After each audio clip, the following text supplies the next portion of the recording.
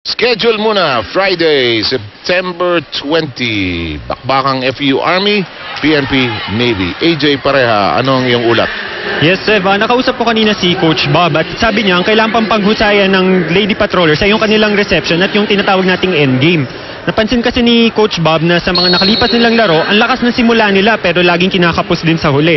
Dahil dito, yung naging paghahanda nila ay yung nakipag-tune up sila sa malalakas na collegiate teams tulad ng UST at LaSalle para mas mapaganda pa nila ang kanilang gelling at ang kanilang endgame. Back to you, Seven Mosey. And that's the only way. Thank you very much, AJ. The only way to get better is to play the good team. Samantala, napako na yata sa 7 ang kupunan ng PNP. Ang Patrollers medyo na-strand sa 7.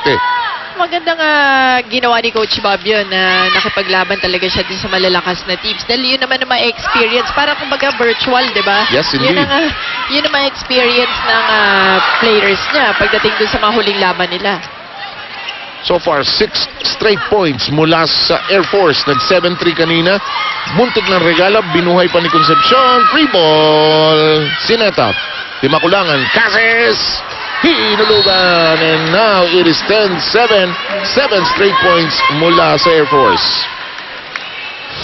Rexona antiperspirant deodorant. It won't let you down. Tingnan naman ang bitin nito si Joy Cases para i-balik. Well said. Bitin talaga. No, bitin sa ere. Sandali, post lang ako sa ere, ha? Panood kayo. Concepcion. Oh, ito rin, isa pa. Di Ramos, ang laking contribution talaga nito, ha? Ang kapitana. Uy, daliri lang nakadali nun.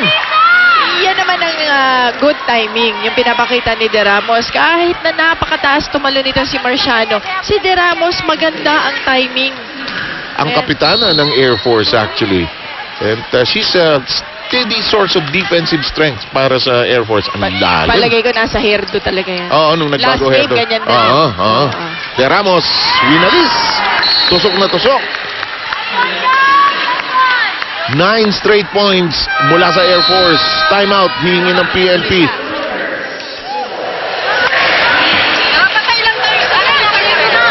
Kapako yung paa namin. Ba't talaga yung coverage? Ikutan nyo doon. Nakaikot nga kayo. Ayun yung kunin ng bola. Nasa harap nyo. O makontrolin. Paluin mo sa taas. Ipaparin sa'yo. Priority mo. Makakagatin lang dito. Isisi dito. Sapuin mo dito. Kunin mo ang cross ball.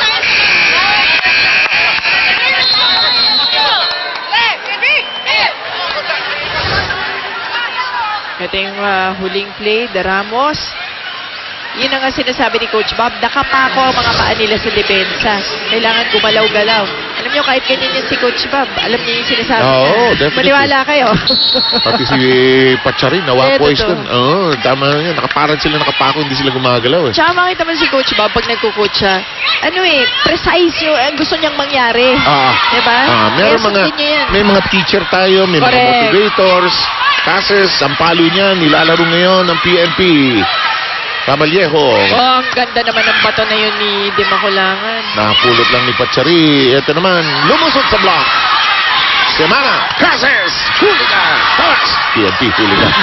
Cases, hinulog. Yan, magkagulo kayo. Medyo malambot ang pagkaka-block doon kay Cases. And Cases smartly Mahirap is sabihin dropping it. pag PNP, huli ka. Mikasa ang official ball ng Shake His V-League. Actually, saktong-sakto ka, diba? Huli ka. Wendy Semana.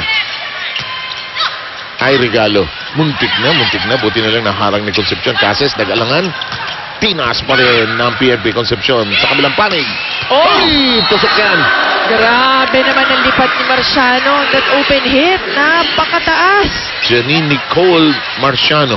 At yun ang sinabi ni Coach Bob Ren doon sa timeout. Tignan mo, pag sumusunod, talaga may nangyayari pag sumusunod sa coach. Sabi niya, paluin mo doon sa ibabaw. Sa taas, huwag ka mag-alala, may coverage sa likod mo. At the height of the ball. Paupuin mo yung bola actually sa ere. Cases, exactly. Si Cases, unstoppable.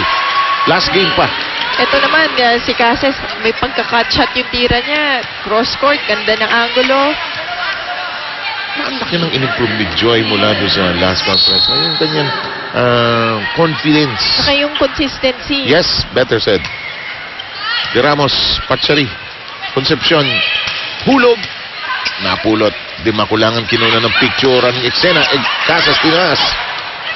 Ay, naku, pamilyar. Ortiz na huli naman. Reverse set ni Simanag. Gulong yung bola. Buhay na buhay ang PNP. Hello. Foul sa net. Nagkagulo. Casas, gustong tapusin. Na eksena. Ayaw. Matibay ang PNP sa eksena ito. Oh, Hanggang bukas tayo rito. oo nga. Ganda naman ito. Hindi ako kailangan dito actually. Boom! Nahulugan din sila finally.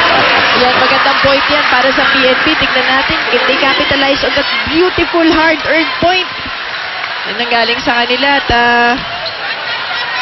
kailangan nila yung mga ganyan na yung Yes, those kumpiyansa para sa mga ganun. Yung mga puntos na gano'n kasi yung nakakabigay ng kumpiyansa. smart points kung tawagin natin. 14-9. Tumabla tayo sa 7 tapos biglang kumawala. Nakawala itong Air Force. Lumipad. Cases! Playable! Wala na. Out of reach na talaga. Wala yung partner doon sa huling play na yun. Doon mo nakita ang advantage ng having two setters inside.